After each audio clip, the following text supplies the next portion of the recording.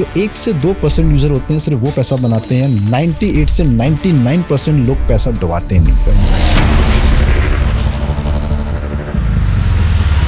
तो प्लेटफॉर्म होगा जहां से ये पता किया जा सके कि ये जो कॉइन है या ये जो टोकन है वो सही सिस्टम का इस्तेमाल कर रहे हैं, क्या ऐसा कुछ है जिससे ये पता चले? अगर आपको पता करना है कोई सी क्रिप्टो करेंसी ये रियल है कि लेजिट है या फेक है, इसका अस्तित्व है या नहीं है। जी, क्रिप्टो करेंसी का आखिर उदय कैसे हो, ये आई क्यों? हम जैसे बोलते हैं कि क्रिप्टो करेंसी को बिटकॉइन को लेके आए हैं सतोशी नाकामोटो, ठीक है, लेकिन आज तक वो कभी किसी के सामने नहीं आए हैं। ये क्या क्रिप्टो के नाम पे उसके नाम का मिसयूज करके स्कैम हुआ या फिर क्रिप्टो ही है स्कैम? अच्छा, भारत में ये जो क्रिप्टो करेंसी है एक कंफ्यूजन होता है लोगों को, बहुत सारे लोग अभी यहाँ देख रहे हैं कि ये लीगल है या इलीगल। देखिए, सबसे बड़ा जो मुझे समझ में आता है 2 मेजर रीज़न है जिसकी वजह से, एक तो क्या है ना, इंडिया का मेजर पॉपुलेशन, मेजर यूज़र को ऑपरेट कर रहे हैं या कहीं ना कहीं उनके साथ खेल रहे हैं कुछ दुनिया के टॉप 10 प्लेयर, जिसमें से एक फेसबुक, गूगल, अमेजन, ऐसे लोग हैं, इंस्टाग्राम, ये लोग पूरा राज कर रहे हैं इंटरनेट पे। तो बोला ना कि इंडियन गवर्नमेंट डर रही है, नहीं डर रही है। इंडियन गवर्नमेंट एक्चुअल टेक्नोलॉजी को यूज़ कर रही है।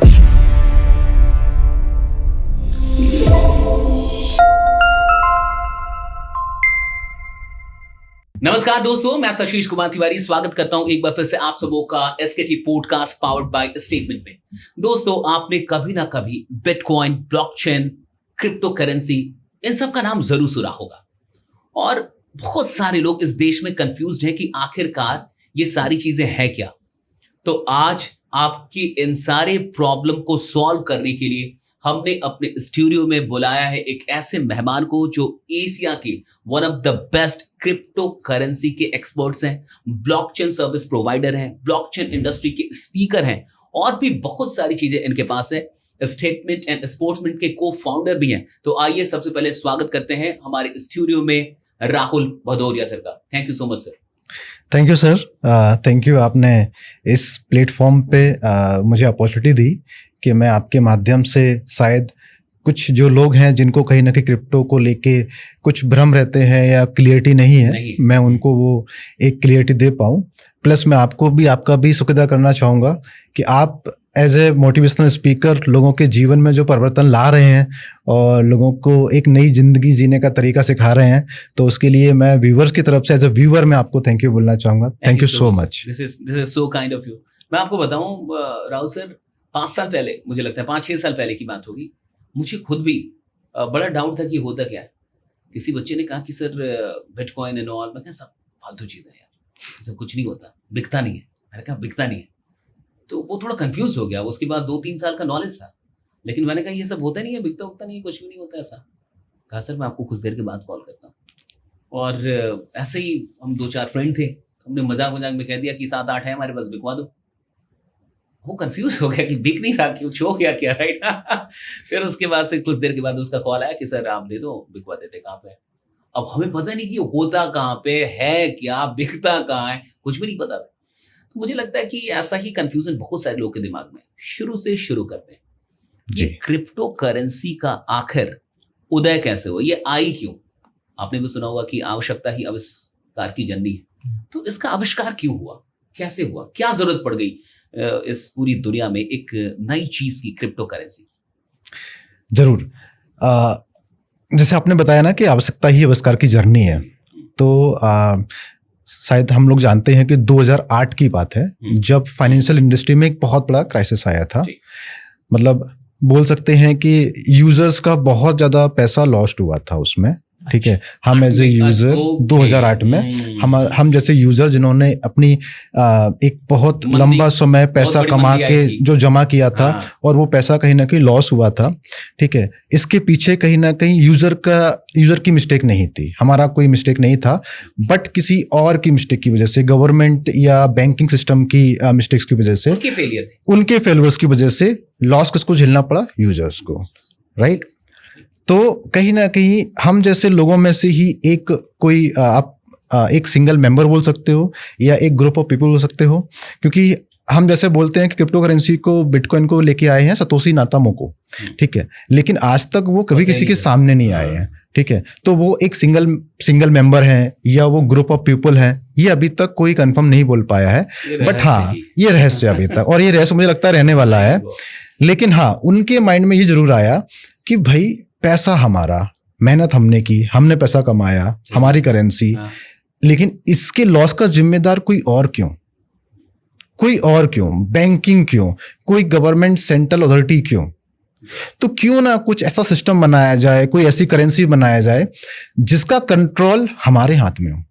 अगर हमारी मिस्टेक होगी तो लॉस मुझे मंजूर होगा, लेकिन अगर हमारी मिस्टेक नहीं है तो हम उसका लॉस क्यों झेलें?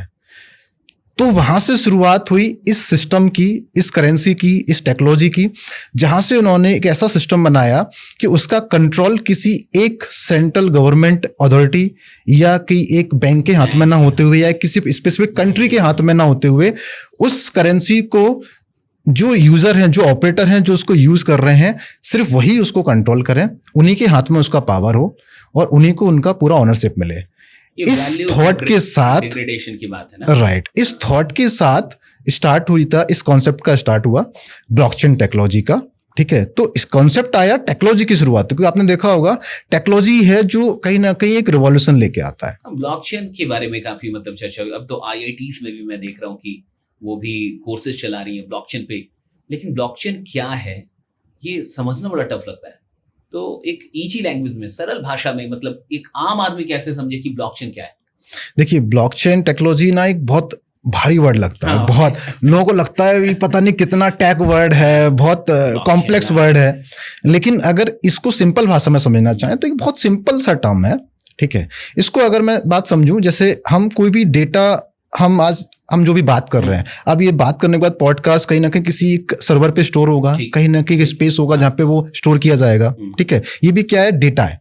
हम जो भी आज की डेट में हम बात कर रहे हैं, जो भी इंफॉर्मेशन है, ये बेसिकली डेटा है। तो ये सारा डेटा कहीं ना कहीं इसको एक सर्वर पे स्टोर किया जाता है। ठीक है, और अभी जितना भी डेटा स्टोर होता है वो आज तक कहीं ना कहीं एक सेंट्रलाइज सर्वर पे स्टोर होता है। जैसे फेसबुक है, आज फेसबुक पे आप देखोगे बहुत सारा डेटा है, कितना पब्लिक का डेटा है, पीस ऑफ इंफॉर्मेशन है, जो कहीं ना कहीं फेसबुक का एक सेंट्रलाइज सर्वर होगा, वहां पे जाके वो डेटा स्टोर होता है।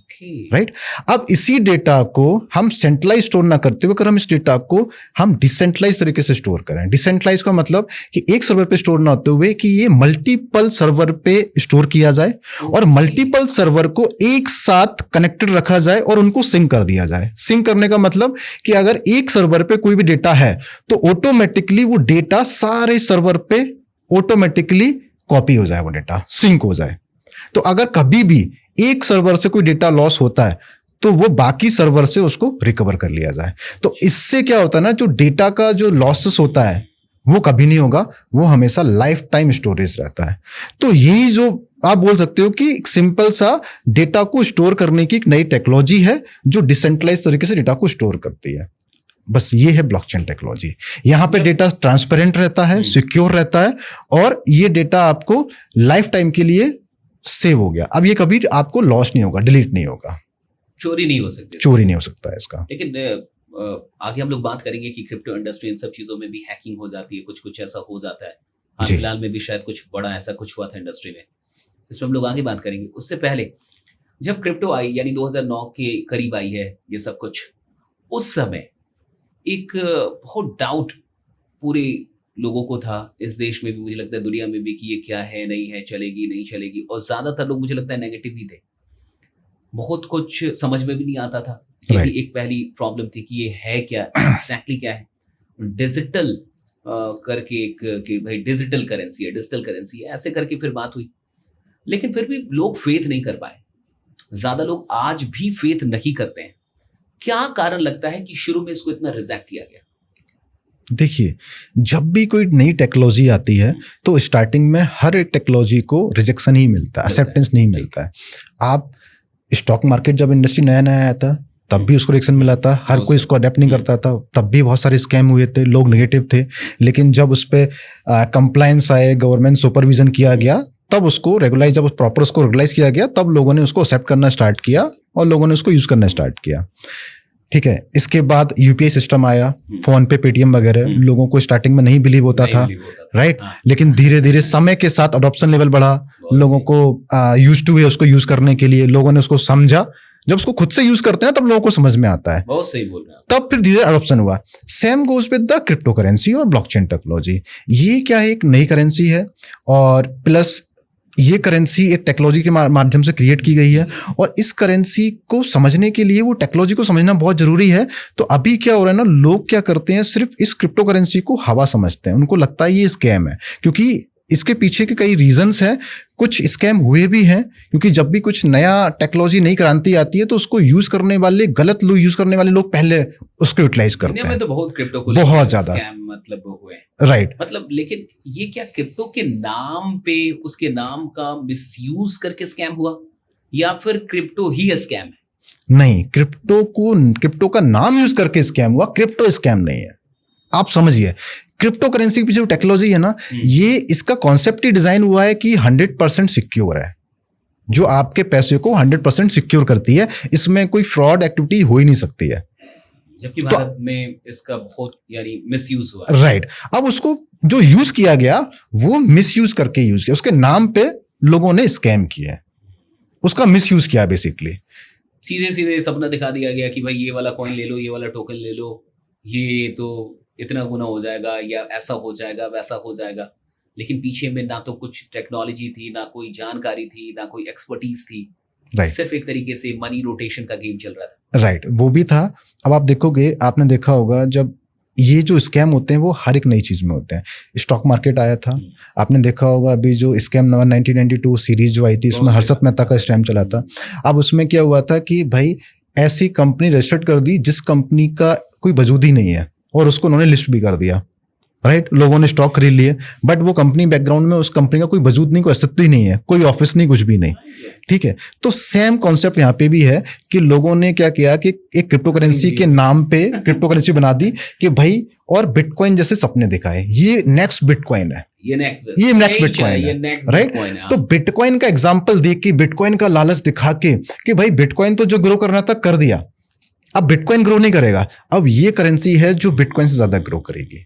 तो अब आपके पास समय है कि आप इस करेंसी में आप इन्वेस्ट करो, और उसको जो लालच दिखाया जाता है, करोड़ों का लालच दिखाया जाता है कि ये 100x होगा, ये 1000x होगा, ये 10,000x होगा, ठीक है। आप रातों रात करोड़पति बन जाएंगे अगर आप इस करेंसी में इन्वेस्ट करते हैं। और वो क्या करते हैं, उस करेंसी में रोटेशन के माध्यम से वो पैसा जनरेट करते हैं और लोगों को इस टेक्नोलॉजी और क्रिप्टो करेंसी के नाम पे ठगा जाता है। ये बहुत हुआ है और लोगों ने स्टार्टिंग में इसका यूज किया है, और इसका यूटिलाइज वो क्यों कर पाए हैं, क्योंकि स्टार्टिंग में क्रिप्टो करेंसी को लेके अवेयरनेस नहीं थी, एजुकेशन नहीं था, लोगों को समझ नहीं थी। मुझे लगता है कि अभी भी यही हाल है। अभी भी मुझे लगता है बहुत सारे लोगों को इस देश में क्रिप्टो की नॉलेज नहीं है, वो नहीं समझती कि ब्लॉकचेन क्या है। उनको बस इतना समझ में आता है कि भैया ये मैं अगर इतने में आज ले लूंगा तो कल इतने में हो जाएगी, ऐसा वो समझ पाते हैं बस कि इसमें प्रॉफिट हो सकता है। और इसके चलते ही लोग कहीं ना कहीं शिकार भी बनते हैं, जो फ्रॉड, जो लोग हैं, जो स्कैम है, इन सब चीज़ों का। कुछ ऐसा तो होगा कि जिससे ये पता चले कि ये रियल है भाई। कोई तो प्लेटफॉर्म होगा जहाँ से ये पता किया जा सके कि ये जो कॉइन है या ये जो टोकन है वो सही सिस्टम का इस्तेमाल कर रहे हैं। क्या ऐसा कुछ है जिससे ये पता चले? बिल्कुल है। अगर कोई भी यूजर, भले ही उसने कभी क्रिप्टो करेंसी के बारे में सुना हो, नहीं सुना हो, आप एज अ लेमैन यूजर, अगर आपको पता करना है कोई सी क्रिप्टो करेंसी ये रियल है कि नहीं, लेजिट है या फेक है, इसका अस्तित्व है या नहीं है, तो अगर आप आधे घंटे से 1 घंटे का समय देते हैं उस क्रिप्टो करेंसी के रिसर्च के ऊपर, तो आप आइडेंटिफाई कर सकते हो कि ये रियल करेंसी या फेक है। उसके आपको, हाँ बिल्कुल आप कर सकते हो, ठीक है। इसके कुछ प्राइमरी फैक्टर्स होते हैं जहां से आप आइडेंटिफाई कर सकते हो। सबसे पहले देखो कि जो क्रिप्टो करेंसी मार्केट में, जिस क्रिप्टो करेंसी के बारे में आप रिसर्च कर रहे हो, उस क्रिप्टो करेंसी के पीछे का इकोसिस्टम क्या है, उसके पीछे का बैकएंड सपोर्ट क्या है। क्योंकि देखो, क्रिप्टो करेंसी क्या है, एक वर्चुअल करेंसी है, उसका वजूद तब तक नहीं है जब तक उसके पीछे कोई बैकएंड में कुछ बैकएंड सपोर्ट ना हो, उसका कोई फंडामेंटल इकोसिस्टम ना हो, ठीक है, उसके पीछे कोई टेक्नोलॉजी काम नहीं कर रही हो, तब तक उसका कोई वजूद नहीं है, ठीक है। उसका पर्पस होना चाहिए, उसकी यूटिलिटी होनी चाहिए। तो आपको सबसे पहले देखना होगा कि उस क्रिप्टो करेंसी के पीछे कोई एग्जिस्टिंग इकोसिस्टम काम कर रहा है, उसकी यूज केस मार्केट में है या नहीं है, ठीक है। उस इकोसिस्टम के पीछे वो कॉइन कहाँ पे लिस्टेड है या नहीं है। ऐसा नहीं कि लोगों ने सिर्फ हमें बोल दिया ये क्रिप्टो करेंसी है, आप उन्होंने वेबसाइट में बता दिया ये क्रिप्टो करेंसी ये प्राइस है, आप यहाँ से बाय कर लो, तो लोग क्या करते हैं, वहां से बाय कर लेते हैं, लेकिन वहां पे सेलिंग का कुछ ऑप्शन नहीं होता है। लोगों ने बाय तो कर लिया, लेकिन अब सेलिंग का ऑप्शन ही नहीं है, पड़े हुए हैं। अब उनकी वैल्यू क्या है? उनकी कोई वैल्यू नहीं है, कोई वैल्यू नहीं है। तो आप देखो कि पहले तो वो जो कॉइन है वो किसी अच्छे एक्सचेंज पे लिस्टेड है, ट्रस्टेड प्लेटफॉर्म पे लिस्टेड है कि नहीं है। आज की डेट में देखोगे कॉइन मार्केट कैप पे आप ट्रस्टेड एक्सचेंज की लिस्ट आप फाइंड आउट कर सकते हो। बाइनेंस है, कॉइनबेस है, ऐसे कई सारे इंडिया में और भी एक्सचेंज है जो ट्रस्टेड प्लेटफॉर्म है, जहां पे जाके आप देख सकते हो कॉइन लिस्ट है कि नहीं है, वहां पे उसका मार्केट वॉल्यूम क्या है क्या नहीं है, और उस कॉइन की कम्युनिटी कितने है, यूजर बेस कितने हैं। क्योंकि अगर किसी कॉइन की यूटिलिटी नहीं है, उसका यूजर बेस नहीं है, तो उस कॉइन का कोई वजूद नहीं है। वो आज नहीं तो कल वो आपको कहीं ना कहीं पैसा आपको डुबा के जाएगा। और ये बहुत सारे कॉइन में हो रहा है। आपने देखा होगा कि मीम कॉइन का कॉन्सेप्ट चल रहा है बहुत ज्यादा। मीम कॉइन, ये क्या है मीम कॉइन? बहुत चलता है और बच्चे बड़ा, आज की जो जनरेशन है मीम कॉइन के पीछे पड़ी रहती है कि कौन सा मीम कॉइन आ रहा है, और लोगों को लगता है कि जो मतलब कि अभी आ रहा है रिसेंट, उसमें लगा दो पैसा। राइट। ये क्या है मीम कॉइन? मीम कॉइन एक ऐसा कॉन्सेप्ट है जो बिना किसी बेस, इसका कुछ पीछे कोई बेस नहीं होता है। अच्छा, कोई बेस नहीं ये सिर्फ हवा पानी में चलता है। ये मार्केट हाइप पे क्रिएट किया जाता है, ठीक है। अब इसका कैसे होता है ना कि इसका एक मार्केट हाइप क्रिएट किया जाता है। आजकल पता है कि आपको इन्फ्लुएंसिंग में बहुत पावर है, डिजिटल इन्फ्लुएंसिंग में बहुत पावर है, राइट। वो जो मार्केट में बोलते हैं लोग उन पर भरोसा करते हैं, उसको फॉलो करते हैं। अब मीम कॉइन के बीच कॉन्सेप्ट क्या होता है, जितने भी इन्फ्लुएंसर हैं वो उसकी मार्केटिंग करते हैं, मार्केट हाइप क्रिएट करते हैं, माहौल बनाया जाता है उसका, और लोगों को बोला जाता है कि ये कॉइन आके अभी 100x 1000x होगा। लॉन्च होते होंगे ये, मिलते कहाँ होंगे ये ऐसे कॉइन? ये कॉइन किसी भी एक्सचेंज या लॉन्च पैड जो होते हैं वहां पे लॉन्च किए जाते हैं उसको, ठीक है, और वहां पे मस्त हाइप क्रिएट किया जाता है। और लोगों को लगता है कि मैं भी इसमें लोगों की तरह, क्योंकि वहां पे सपने दिखाए जाते हैं कि आप, मैंने इस मीम कॉइन में इन्वेस्ट करके मैंने 100x ग्रोथ किया, 1000x ग्रोथ किया, और मैं कुछ ही दिन में रातों रात मैं करोड़पति बन गया। तो वो जो लालच दिखाया जाता है उससे क्या करते हैं कि लोग फंस जाते हैं। उससे पैसा कौन बनाता है? पीछे बैकएंड में जो मैनिपुलेट कर रहे होते हैं उसको। वो उन्होंने हाइप क्रिएट की, उसकी प्राइस को ग्रोथ किया, यूजर ने बाय किया, प्राइस ग्रोथ हुई, उन्होंने अपना पूरा टोकन को वहां पे सेल किया और डंप किया, राइट। अब मीम कॉइन में क्या होता है ना, मीम कॉइन में अगर ऐसा नहीं कि लोग पैसा नहीं बनाते हैं, जो 1 से 2% यूजर होते हैं सिर्फ वो पैसा बनाते हैं। 98 से 99% लोग पैसा डुबाते हैं मीम कॉइन में। ये सच्चाई है, ये सच्चाई है। मैं आपको रिसेंट केस बताता हूँ। अभी अर्जेंटीना गवर्नमेंट के द्वारा एक कॉइन लॉन्च किया गया, गवर्नमेंट के द्वारा कॉइन लॉन्च किया गया, और वो 10 सेंट पे लॉन्च किया गया था, लिस्टिंग प्राइस थी उसको, और लॉन्च होते ही वो कुछ घंटों में $3.5 उसकी प्राइस गई। 10 सेंट से आप सोचो 3500x ग्रोथ हुई है उसकी, राइट। और कुछ ही घंटों में के बाद ट्वीट आता है अर्जेंटीना गवर्नमेंट की साइट से कि उनका, गवर्नमेंट का इस कॉइन से कोई कनेक्शंस नहीं है। क्या बात? और इमीडिएटली वो कॉइन जीरो हो जाता है, क्रैश हो जाता है। आप सोचो जिन लोगों ने वो पैसा लगाया होगा, वो कॉइन खरीदा होगा, अब वो कॉइन की वैल्यू जीरो होगी, मतलब वो पैसा डूब गया। लेकिन उस पीरियड में कुछ लोग होंगे, चुनिंदा लोग, जिन्होंने वो पैसा बना लिया, वो बहुत बड़ा पैसा बना लिया, बेच के बना लिया। तो ये पैसा गया किसके पास? ये जिन्होंने पैसा बना लिया, बेसिकली देखो आप, मैं आपको सिंपल, उसके पास नहीं गया, उसी के पास उसके पास तो इनसाइड खबर तो उसी के पास है ना। मैं सिंपली बोलता हूँ, मैं आपको बोलता हूँ, सर एक काम करते हैं, आपको 100 करोड़ रुपए कमाने हैं, आपने कहा हाँ कमाने हैं, ठीक है, उसके लिए आपको 10 करोड़ का इन्वेस्टमेंट करना पड़ेगा, ठीक है। मैं आपको कुछ ही दिन में आपको मैं 100 करोड़ कमा के दूंगा, राइट। आपने बोला बहुत बढ़िया बात है, रात अगर मुझे कुछ ही दिन में 10 करोड़ के 100 करोड़ बन रहे हैं, बिल्कुल कमाता हूँ। मैंने 10 करोड़ रुपए लेके मैंने एक कॉइन क्रिएट किया, और मैंने उसको कुछ पैसा देके मैंने उसको एक्सचेंज पे लिस्ट कर दिया, क्योंकि एक्सचेंज पे लिस्ट करने के लिए अगर कोई कॉइन है जिसके पीछे कोई इकोसिस्टम नहीं, यूजर कम्युनिटी नहीं है, तो आप पैसा देके भी उसको लिस्ट कर सकते हो, एक्सचेंज को उसको पैसा खिलाओ, आप लिस्ट कर दो। तो मैंने उसको पैसा दिया और लिस्ट कर दिया, और मैंने कुछ पैसा खर्च किया उसकी मार्केटिंग पे, हाइप क्रिएट करने पे, कि भाई बोलो, क्योंकि आपको सबको पता है कि इन्फ्लुएंसर कहीं ना कहीं पैसे के लिए बातें करते हैं, आप उनको पैसा दोगे वो बात करते हैं। मैं सबकी बात नहीं कर रहा हूँ, बट कुछ लोग, क्योंकि हर कोई पैसा कमाने के लिए, अपने जीवन को निर्वाह करने के लिए कहीं ना कहीं काम कर रहा है, तो उसका हक बनता है, तो वो लोग काम करते हैं। मैंने उसकी मार्केट हाइप क्रिएट की, और मैंने उसकी एक सप्लाई को अपने पास रखा, और एक सप्लाई को मार्केट में मैंने सेल के लिए डाल दिया। अब लिस्ट हुआ, हाइप क्रिएट की, लोगों को लग रहा है ये नया कॉइन आया है, क्रिएट होगा, लोगों ने बाइंग करना स्टार्ट कर दी। अब लोगों ने बाइंग करना स्टार्ट किया तो उसकी प्राइस डेफिनेटली बढ़ेगी, क्योंकि जितना ज़्यादा डिमांड क्रिएट होगा उतना ज़्यादा प्राइस बढ़ेगा, ठीक है, अब उसकी प्राइस मैंने देखा कि उसकी प्राइस बहुत हो गई, मुझे लग रहा है कि अब ये 100 करोड़ पैसे यहाँ से बन सकते हैं। ठीक। मैंने वो पूरी जो मेरे पास सप्लाई थी वो सप्लाई मैंने जाके वहाँ पे सेल कर दी। मैंने 100 करोड़ रुपए निकाल लिए। जो लोगों ने यूजर ने पैसा लगाया था वो 100 करोड़ किसने निकाल लिए? मैंने निकाल लिए। और वो 100 करोड़ के बाद मैंने उसको सेल कर दिया, मतलब प्राइस क्या हो गया? डंप हो गया, खत्म हो गया वो कॉइन, यूजर का पैसा डूब गया। और मेरे 100 करोड़ जो बने वो मैंने आपको दे दिए, उसमें से कुछ परसेंटेज मैंने कमीशन रख लिया और आपको बना के दे दिए। सर ये तो ये खेल होता रहता होगा? ये खेल होता है, ये चलता रहता होगा बाजार में? चलता है, कई सारे कॉइन में चलता है। अभी आप इकोसिस्टम की बात कर रहे थे, राइट। जो रियल जो क्रिप्टो करेंसीज हैं उनके पीछे एक इकोसिस्टम काम कर रहा होता है कि ये इसका कोई एग्जाम्पल, कोई ऐसा कॉइन जिसकी एग्जाम्पल से ये समझा जा सके कि हाँ इसके पीछे एक इकोसिस्टम काम कर रहा है। स्टेटमेंट का एग्जाम्पल लेके आप मुझे बता दीजिए, क्योंकि हमारे पॉडकास्ट पार्टनर भी हैं, आप स्पोर्ट्समैन के को फाउंडर भी हैं, तो ये कैसे मतलब पता चलेगा कि इसके पीछे सच में कोई इकोसिस्टम काम कर रहा है? एक आम आदमी कैसे समझेगा ये बात? राइट। अब मैं आपको समझ देता हूँ। स्टेटमेंट को समझने से पहले हम समझते हैं कि कोई भी क्रिप्टो करेंसी का एक्चुअल वजूद क्या होता है, उसकी ग्रोथ कैसे होती है। किसी भी क्रिप्टो करेंसी ग्रोथ के पीछे आपको उसका पर्पस देना, डिफाइन करना पड़ेगा। पर्पस इन द सेंस कि वो पर्पस होता है कि भाई आपने जो कॉइन बनाया है उसका यूटिलाइजेशन कहाँ हो रहा है या कहाँ होगा, आपको वो सिस्टम डिफाइन करना पड़ेगा। आपको वो प्रोडक्ट या यूज केस मार्केट में लाने पड़ेंगे जिससे लोग उसको यूज करें। अगर किसी भी करेंसी में उसका सर्कुलेशन नहीं है तो देयर इज नो वैल्यू, उसकी कोई वैल्यू नहीं है। तो आपको उसका पर्पस देना पड़ेगा, उसका यूज केस बनाने पड़ेंगे जिससे वो उसकी यूटिलिटी मार्केट में बढ़े, लोग उसको यूज करने के लिए उसको बाइंग करें, एक्सचेंज पे जाके बाय करें। ठीक है, जैसे इथेरियम ने सबसे पहले एक पर्पस दिया था। इथेरियम ने अपना ब्लॉकचेन लेके आया था और ऐसा ब्लॉकचेन बनाया जो लोगों को एक पर्पस दिया कि कोई भी एक प्रोग्रामर, कोई भी डेवलपर या कोई भी एक बिजनेस पर्सन अपने प्रोडक्ट को वहां पे बना सकता है, अपने क्रिप्टो कॉइन को वहां पे क्रिएट कर सकता है और अपना लॉन्च कर सकता है। लेकिन उसके लिए उसके पास इथेरियम होना चाहिए। उसके लिए उसके पास इथेरियम होना चाहिए। इथेरियम मतलब एज अ गैस पे यूज करना चाहिए। ठीक है, ऐसा नहीं कि आपको बहुत सारा इथेरियम खरीदना पड़ेगा।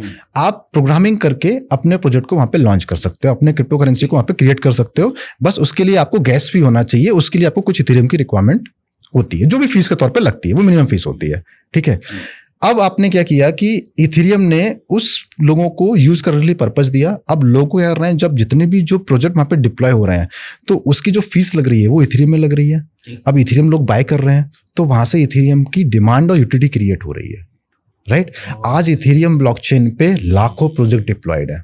हर प्रोजेक्ट में ट्रांजेक्शंस को करने के लिए उनको पहले इथेरियम एज अ गैस फी चाहिए, तो वो इथेरियम जाके एक्सचेंज पे बाय करते हैं। इसीलिए रीजन है कि इथेरियम की जो शुरुआत कुछ सेंट पे हुई थी, आज वो कुछ सेंट पे थी। कुछ सेंट पे, मतलब आप बोलोगे कुछ सेंट्स पे इसको स्टार्ट हुई थी। आप 2 रुपए 4 रुपए से स्टार्ट हुआ था वो इथेरियम ले सकते थे और आज उसकी प्राइस, हाईएस्ट प्राइस उसकी $4,800 गई है। बट अभी करंटली वो कुछ 2,000 से $2,500 के बीच में ट्रेड हो रहा है मार्केट में। 2 लाख 3 लाख पे तो रहता ही रहता है। तो इसी प्रकार से हम समझते हैं कि एक ऐसा सिस्टम इंडिया में बनाया जा रहा है, मिस्टर मिंट प्रोडक्ट का इकोसिस्टम। मिस्टर मिंट एक ऐसा इकोसिस्टम है जहां पे उस पर्टिकुलर कॉइन के रियल वर्ल्ड यूज केस बनाए जा रहे हैं। कैसे? क्योंकि देखो क्या होता है ना, क्रिप्टो करेंसी जब स्टार्टिंग हुई तो क्रिप्टो करेंसी का स्टार्ट हुआ फिनटेक इंडस्ट्री में। ठीक है, सबसे पहले उसको फिनटेक जितने भी प्रोडक्ट थे, जैसे एक्सचेंज हो गए, क्रिप्टो एक्सचेंज हो गए, वहां पे उसको यूटिलाइज किया गया। जितनी भी और भी जो अदर एप्लीकेशन है जो कहीं ना कहीं फाइनेंशियल सेक्टर से जुड़े हुए होते हैं, वहां पे उसको यूटिलाइज किया गया, क्योंकि क्रिप्टो करेंसी कहीं ना कहीं फाइनेंस इंडस्ट्री में आती है। अब उसके बाद इस टेक्नोलॉजी को रियल वर्ल्ड यूज केस में यूज किया जा रहा है। ठीक है, रियल वर्ल्ड यूज में किया जा रहा है, जहां पे हमने देखा कि भाई आने वाले समय में, क्योंकि ये जो क्रिप्टो करेंसी के पीछे जो टेक्नोलॉजी है, ये टेक्नोलॉजी Web3 के अंदर आती है, मतलब Web 3.0 में आता है। Web 3.0 का मतलब कि ये सारा सिस्टम डिसेंट्रलाइज हो रहा है। जो सिस्टम सेंट्रलाइज चल रहे थे उसको डिसेंट्रलाइज किया जा रहा है। आपको मैं सिंपल भाषा में अगर मैं बताऊं कि सेंट्रलाइजेशन और डिसेंट्रलाइज में अंतर क्या अंतर है और क्या फायदा, क्या बिल्कुल क्या फायदा है, तो आप समझ पाओगे। आपने देखा होगा कि आज से 100 साल 200 साल पहले राज्यकाल शासन चलता था, राजतंत्र चलता था। ठीक है, जहां पे प्रजा होती थी एक राज्य की और राजा होता था। अब वहां की उस राज्य में क्या रूल होंगे ये तो वो राजा डिसाइड करेगा, करता था, बिल्कुल। प्रजा के पास कोई पावर नहीं कोई होती पावर थी। नहीं, हाँ। प्लस अगर एक राजा रिटायर्ड हो रहा है तो उसके नीचे नेक्स्ट राजा कौन बनेगा, तो वो उसका बेटा या उसका उसी वो- की हिरार्की में ही उसी कोई को- बनता था, वही चुनेगा। और वो भी डिसाइड राजा ही डिसाइड करता था decide कौन करेगा। बनेगा, ठीक। राइट। तो मतलब उस राज्य तंत्र में पूरा कंट्रोल जो था उस राज्य का वो किसी राजा के पास ही होता था, जो उस राज्य का राजा है उसको ऑपरेट कर रहा ठीक है, है, राइट। हाँ। मतलब प्रजा के पास, जनता के पास कोई कंट्रोल नहीं कोई था। कंट्रोल नहीं। मतलब ये हो गया एक सेंट्रलाइज सिस्टम कि सारा कंट्रोल एक सिंगल पर्सन के हाथ में हो। बहुत सही। हम धीरे धीरे क्या हुआ फिर, जो राजतंत्र था स्वतंत्र होने के बाद, देश जब स्वतंत्र हुआ, आजाद हुआ, तो डेमोक्रेसी आ गई। ठीक। डेमोक्रेसी में ये पावर जो एक लोग के पास था उस पावर को डिस्ट्रीब्यूट किया गया जनता के पास, इसको डिसेंट्रलाइज किया गया बहुत अच्छा कि समझा अब एक आपने। राजा का डिसीजन कोई एक राजा नहीं लेगा, जनता डिसाइड करेगी कि राजा कौन किसको बनेगा। राजा बनाना है। तो जनता वोट करती है, उस वोटिंग का परसेंटेज जब तक मोर देन 51% होता है तब डिसाइड होता है कि तब राजा होगा। कौन बनना है, राइट। तो कहीं ना कहीं आज डेमोक्रेटिक कंट्री में डिसेंट्रलाइजेशन आ गया है। बट इंटरनेट की दुनिया में आज हम लोग स्टिल राजतंत्र में काम कर रहे हैं। कैसे? आप देखो कि इंडिया का मेजर पॉपुलेशन, मेजर यूजर को ऑपरेट कर रहे हैं या कहीं ना कहीं उनके साथ खेल रहे हैं कुछ दुनिया के टॉप 10 प्लेयर, जिसमें से एक फेसबुक, गूगल, अमेजन, ऐसे लोग हैं, इंस्टाग्राम, ये लोग पूरा राज कर रहे हैं इंटरनेट पे, ठीक है। आज दुनिया का जितना भी जो यूजर बेस है उसका जो डेटा है, आज हम साइन अप करते हैं फेसबुक पे, अगर हमको जाना है तो फेसबुक पे हम साइन अप करते हैं, अपना सारी इंफॉर्मेशन वहाँ पे स्टोर करते हैं, अपना नाम, ईमेल आईडी, फोन नंबर, सब कुछ डेटा, एड्रेस वगैरह स्टोर करते हैं, राइट। वो पूरा डेटा कहाँ स्टोर होता है? फेसबुक के पास, ठीक है। सेम इंस्टाग्राम में आज हम जो रील डालते हैं, कंटेंट डालते हैं, पोस्ट डालते हैं, डेटा कहाँ स्टोर हो रहा है? सब इंस्टाग्राम के पास, इंस्टाग्राम के पास, ठीक है। तो अब ये जो डेटा है ना, ये डेटा को यूज किया जाता है पैसा मोनेटाइज के लिए। वो लोग इस डेटा को बेच के मोनेटाइज करते हैं, पैसा कमाते हैं। अब ये जो डेटा बेचा जा रहा है, ये डेटा कहाँ यूज हो रहा है, कहाँ कहाँ किस किस पर्पज में यूज हो रहा है, कितना लीगल और कितना इलीगल काम में यूज हो रहा है, नो वन नोज। आपने देखा होगा कि आपके पास बहुत सारे अननोन कॉल आते हैं, आपको प्रमोशन के कॉल आते हैं, आपको अननोन ईमेल आते हैं, आप बोलते हो कि मैंने तो ये नंबर किसी को शेयर ही नहीं किया, मैंने तो ये ईमेल दिया, पर मेरे पास कॉल कैसे आ गया? तो वो डेटा जहां आपने इंटरनेट पे स्टोर कर रखा है और जहां से उसको सेल किया गया, वो इंफॉर्मेशन से डेटा लोग इसका मिसयूज करते हैं, उसका प्रमोशन के लिए यूज करते हैं, और कुछ लोग इसका इलीगल एक्टिविटी में भी यूज करते हैं। बहुत सारे लोगों को बैंक में फ्रॉड हो जाते हैं, किसी को पता ही नहीं होता है कि उनकी केवाईसी कोई अकाउंट कि उसकी केवाईसी यूज कर किसी ने अकाउंट ओपन कर लिया और टेरिटोरियल एक्टिविटी में, लीगल एक्टिविटी में उसको यूज भी कर लिया, और उस यूजर को पता ही नहीं है कि मेरे नाम पे ऐसे फ्रॉड भी हो रहे हैं, ऐसे क्यों? और बहुत सारे ऐसे ओपन केसेस हैं। तो ये क्यों पर है? क्योंकि वो डेटा का जो कंट्रोल है वो लिमिटेड लोगों के पास है, सेंट्रलाइज तरीके से वो डेटा को ऑपरेट कर रहा है, ठीक है। तो एक तो जो इंपॉर्टेंट चीज है वो डेटा, दूसरा मैं बात कर रहा हूं एक मनी, पैसा। आज की डेट में पैसे का कंट्रोल किसके पास होता है? बैंक, गवर्नमेंट के पास, बैंक के पास, राइट। आपने देखा था कि अभी कुछ साल पहले मोनेटाइजेशन आया था, रातों रात नोटबंदी कर दी गई थी, ठीक है। मेरा सवाल भी था कि नोटबंदी में क्या पैसा किसका था? बहुत मुश्किल हुई, हमारा। मेहनत किसने की? मैंने, पैसा मैं से कमाया, राइट। और मुझे अपने पैसे के लिए इतना स्ट्रगल क्यों करना पड़ा, राइट। 2008 में जो क्राइसिस आया था, वो उसका लॉस का जिम्मेदार, आर्थिक मंदी जो आई, वो यूजर क्यों? मतलब मेरा पैसा मैंने मैसे कमाया, उसके लॉस का जिम्मेदार यूजर, मतलब कोई और क्यों? तो पैसे का कंट्रोल और डेटा कंट्रोल हम चाहते हैं कि यूजर के हाथ में हो, और इसी चीज को कि आपका पैसा और आपका डेटा कंट्रोल, जिसका जो पैसा है, जिसका डेटा है, वही उसको कंट्रोल करे, इस सिस्टम को डिसेंट्रलाइज सिस्टम बोला जाता है। आप ये कहना चाह रहे हैं कि जैसे ये जो सेंट्रलाइज सिस्टम है, तो इसमें जो डाटा हमारा जो है, ये लाखों करोड़ों लोगों का डाटा चल जा रहा है उस मालिक के पास, जो भी उस प्लेटफॉर्म का ऑनर है, फेसबुक है, ये है, वो है। अगर ये डिसेंट्रलाइज हो जाए तो मेरा डाटा उनके पास नहीं जाएगा, नहीं जाएगा। उस डेटा का कंट्रोल सिर्फ आपके पास रहेगा। जब तक आप किसी को असाइन नहीं करते हो, परमिशन नहीं देते हो, तब तक उस डेटा को वो लोग यूज नहीं कर सकते। लेकिन फिर भी चलेगा, प्लेटफॉर्म चलेगा, प्लेटफॉर्म चलेगा, लेकिन डेटा का कंट्रोल अब एक आदमी के पास नहीं है। डेटा कंट्रोल आपके पास रहेगा। सेम फाइनेंशियल करेंसी की बात कर रहे हैं। आज आपके पास, आप INR यूज करते हो, इंडियन गवर्नमेंट में INR है, बाहर हर कंट्री की अलग अलग करेंसी है, ठीक है। आज INR है, आपका पैसा है, ठीक है, लेकिन आपके पास, आप बोलते हो मेरे बैंक अकाउंट में इतना पैसा रखा हुआ है, लेकिन क्या एक्चुअल पैसा आपके पास होता है? नहीं होता। वो पैसा किसके पास होता है? बैंक के पास। बैंक के पास होता है। बैंक अब ने भी सपोज नहीं करो लगाया, मुझे रात लगता में ऐसा कुछ हो गया कि आपका कोई दूर रिश्तेदार है जो कहीं ना कहीं, कोई फैमिली मेंबर है आपका जो बाहर पढ़ाई कर रहा है, कहीं बाहर रह रहा है ठीक है। या रह रहा है, ठीक है। अब उसको कोई जरूरत, इमरजेंसी आ गई, वो बीमार हो गया, व्हाटएवर, हॉस्पिटलाइज हो गया, आपको उसको पैसा भेजना है, राइट। अब दिन पड़ गया फ्राइडे की नाइट या सैटरडे, अब आपको पैसा भेजना है इमरजेंसी में, लेकिन वो पैसा पहुंचने के लिए आपको मंडे तक या ट्यूसडे तक वेट करना पड़ेगा। बट ऑनलाइन तो हो जाता है ना, तब वो पैसा पहुंचेगा। अब मैं बात कर रहा हूँ बाहर, फॉरेन कंट्री में, फॉरेन कंट्री में, इंडिया से बाहर, तो वो पैसा भेजने के लिए आपको 2 दिन वेट करना पड़ेगा। पैसा आपके पास था, लेकिन आप फिर भी चाह के आप उसकी इमीडिएटली इमरजेंसी मदद नहीं कर पाए, उसमें भी कुछ लिमिट होता है, मुझे तो ऐसा लगता है, राइट। क्योंकि इतना ही भेज सकते हैं, क्योंकि वो कई सारे चैनल के माध्यम से उसको भेजा जाता है, उसमें समय भी लगता है और एक बहुत ज्यादा ऑपरेशनल कॉस्ट लगती है जो हमको पे करनी पड़ती है, राइट।